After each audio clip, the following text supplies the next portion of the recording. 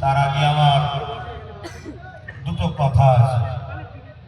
প্রথম কথা হচ্ছে, আমরা শুধু মাঠ ভরাবো, আলোচনা করব, তকবীর দেবো আর ঘরে চলে যাব, এরকমটা করলে হবে না।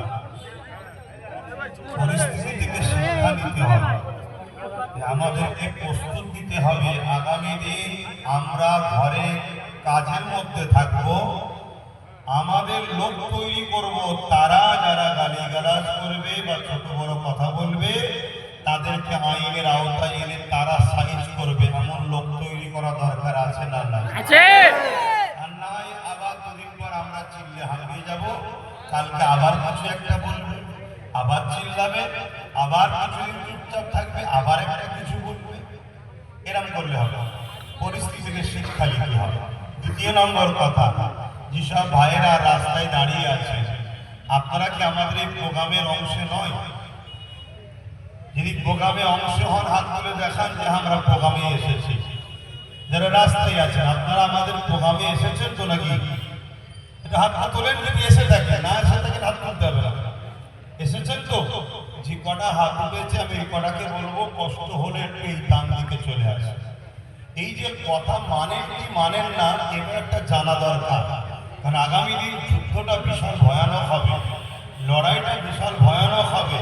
আমি কাদের নিয়ে লড়তে নেমেছি এটাও তো আমাকে দেখতে হবে, যে সামনে কোনো শিয়াল ঘেউ ঘেউ করলে পিছন থেকে পালাবার লোক নয় তো। এটা দেখা দরকার আছে না? রাস্তায় গ্রিলের বাইরে যতজন আছে, যদি এই মাহফিলে এসে থাকেন আমাদের সাথে হন, তাদেরকে বলবো ডান দিকে আসে। আর এটা প্রশাসন বন্ধুরাও দেখছে, মিডিয়াতেও দেখছে, সবাই দেখছে। যেমন কিসরা কাইসার 1200 রোমকে গিয়ে তাদের গুপ্তচরেরা বলেছিল মোহাম্মদ রসুলকে পৃথিবীর কোনো শক্তি হারাতে পারবে না। রোমের সম্রাট, পারস্য সম্রাট কিসরা কাইসার তারা বলতে লেগেছে মোহাম্মদ রসুল কি বিরাট শক্তিশালী, বিশাল লোক তাদের। বলছে না, পৃথিবীর অনেক রাজদরবারে ঘুরেছি, কিন্তু মোহাম্মদ রসুলের চাহানে ওয়ালাদের মতো এত দিবানা, এত আশিক, এত ডিসিপ্লিন মাননেওয়ালা, এত ইনসাফ পরায়ণ, ন্যায় পরায়ণ লোক পৃথিবীতে কোনো জায়গায় দেখিনি। এই মোহাম্মদ রসুলের অনুসারীরা মোহাম্মদ রসুলকে এত ভালোবাসে, তার জন্য আমরা অর্থের জন্য আপনার চাকরি করি। আর মোহাম্মদ রসুলের ভালোবাসার মানুষরা তারা জীবনটাও বিনা অর্থে হুজুরের জন্য দিয়া পছন্দ করে। বলুন সুবহানাল্লাহ। এই যে একটা আদর্শ, আজকে আমরা সেই নবীর বংশের আওলাদ এবং উলামা হিসেবে নবীর দ্বীনের এলেমের উত্তরসূরি। আজ যখন আমরা আপনাদেরকে বলবো যে এই দিকে চলে আসেন, আপনারা যদি কথাটাকে শুনে আসেন, এই মেসেজটাও কিন্তু সমাজে যাবে যে মুসলিম উম্মাহ তারা তাদের উলামাদের হ্যাঁ হ্যাঁ বলে, নাই না বলে। এটা কিন্তু আপনাদের জন্য ভালো, উলামাদের আপনাদের ঘরে নিয়ে লড়াই করাটাও ভালোভাবে হবে। আমার কথায় কি একমত হতে পারছে? বলুন, একমত হতে পারছে? আমি আরো একবার বলবো, গ্রিলের বাইরে যারা রয়েছে, আপনারা গ্রিলের বাইরে না থেকে ডান দিকে দুপা কষ্ট করে হলেও হেঁটে আসবেন। যদি না আসেন, যারা দায়িত্বশীল ব্যক্তি আছেন, আমি তাদেরকে শুধু বলবো ওনাদের ডিস্টার্ব করবেন না, কিন্তু চিনে রাখবেন কে আপন কে পর। কেন চিনার দিন এসেছে। আমার দরবারে এত ভিড়ে ঠেলা হয়, ভালোবাসার লোকেরা ভাত পায়নি, 2 নম্বর আগে পালিয়ে যায়। কথা কিছু বুঝছেন না, বোঝেন না? হাকিকতটা এই জন্য চিনার সময় এসেছে না আসেনি? অবশ্যই সবার জন্য আমরা সাহায্য করব, কিন্তু নিজের ছেলের ভাত কেড়ে নয়, নিজের ছেলের ভাত কেড়ে নয়। ও ভক্ত, আমরা নয় ভাই, ও রকম দরদ দেখানো দরকার নেই। হ্যাঁ, প্রতিটা মানুষের জন্যই কথা বলবো, কিন্তু কে আপন কে পর জানারও দিন এসেছে। কেন পরকে নিয়ে ভরসা করে আগালে ঠকতে হবে।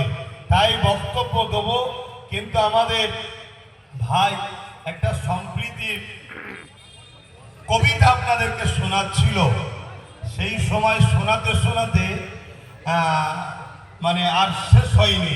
তা বলুন, আমরা সম্প্রীতিকে পছন্দ করি তো নাকি? সেই জায়গায় সম্প্রীতির একটা কবিতা যখন হচ্ছিল সেটা পূরণ হোক, এটা আমিও চাইছি। আপনারা কি চাইছেন? সাক্ষী দেন, চাইছেন?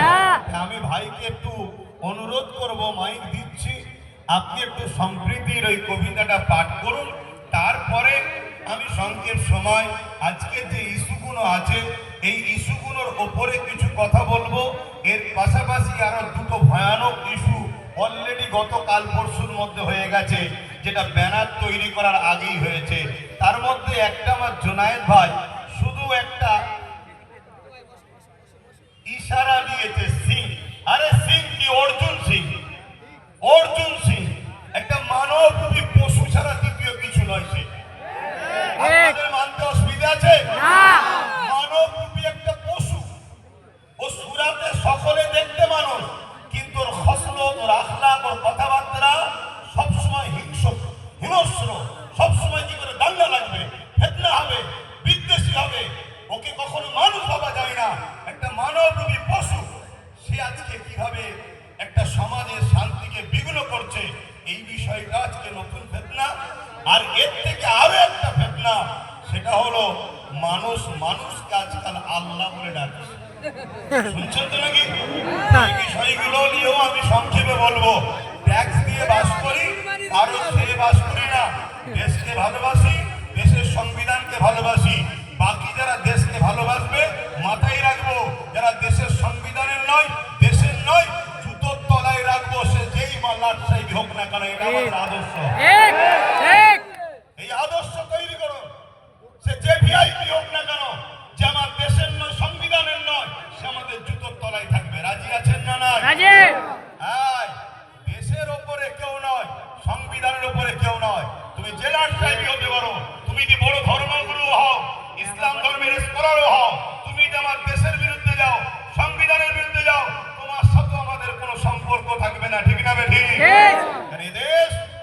দেশবাসীর রক্তের বিনিময়ে স্বাধীন হয়েছে। আজকে সে দেশে তুমি তোমার রাজনীতির শাখার স্বার্থে এমন ফিতনামূলক কথা বলছো, যেখানে একটা বিশেষ ধর্মকে টার্গেট করা হচ্ছে। সমাজের মধ্যে সরল বিরাট মানুষগুলো তোমাদের এই নোংরা বক্তব্যের জন্য একটা বিশেষ সম্প্রদায়কে ঘৃণার নজরে দেখবে। আগামী দিনে ঘৃণা একটা দাঙ্গাতে পরিণত হবে। এই দাঙ্গা একদিন দেশকে টুকরো টুকরো করে দেবে। অতএব দেশকে বাঁচাবার স্বার্থে এই দাঙ্গাবাজদের বিরুদ্ধে আমাদেরকে কঠোর হাতে লড়াই করতে হবে। রাজি আছে? বলুন রাজি আছে? জীবন লাগে জীবন দিতে পারবে, রক্ত রাখলে রক্ত দিতে পারবে, দেশের জন্য অর্থ দিতে পারবে। এর পাশাপাশি আর একটা জিনিস দিতে হবে, যেখানে সেখানে টিপলে হবে না। যেখানে টিপলে দেশ নিরাপদ, সেখানে টিপতে হবে। রাজি আছে? যাক, আমি আলোচনা করবো। ভাইয়ের একটুখানি নাচটা একটু শুনে নিতে, কি বলে, কবিতাটা একটু শুনতে আমারও ইচ্ছা যাচ্ছে। আপনাদের চাইছে তো নাকি? জুলুম করলাম? ভাই আসেন।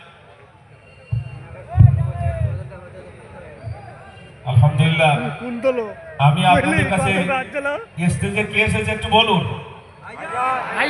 জোরে বলুন। খালি মুখে যুবক একটু আত্মবিদ্যান, তো খালি মুখে আওয়াজ দেন। মহাপতে জোর দেন।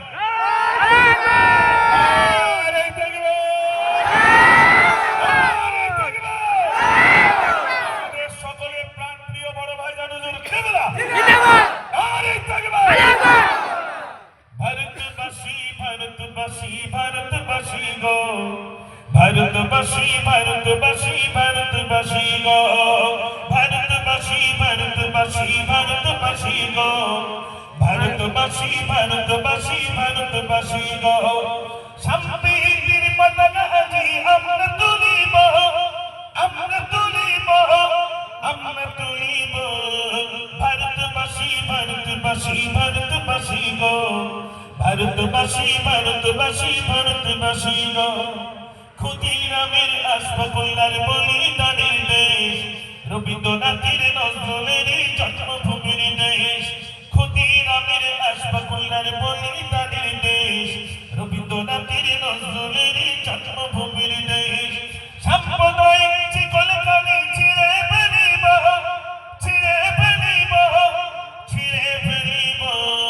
ভারতবাসী, ভারতবাসী, ভারতবাসী গো, ভারতবাসী ভারতবাসী ভারতবাসী গো ভারতবাসী ভারতবাসী ভারতবাসী গো ভারতবাসী ভারতবাসী ভারতবাসী গো একদিকে তিন মন্দির আছে থাকবে যে মসজিদ মন্দিরেতে ঘন্টা বাজে শুনবো যে তাকবীর একদিকে তিন মন্দির আছে থাকবে যে মসজিদ মন্দিরেতে ঘন্টা বাজে শুনবো যে তাকবীর ওখানে ভারত গড়তে আছি শপথ নেব শপথ নেব শপথ নেব ভারতবাসী ভারতবাসী ভারতবাসী গো ভারতবাসী ভারতবাসী ভারতবাসী গো ভারতবাসী ভারতবাসী ভারতবাসী গো ভারতবাসী ভারতবাসী ভারতবাসী গো সম্প্রীতির পতাকা আজি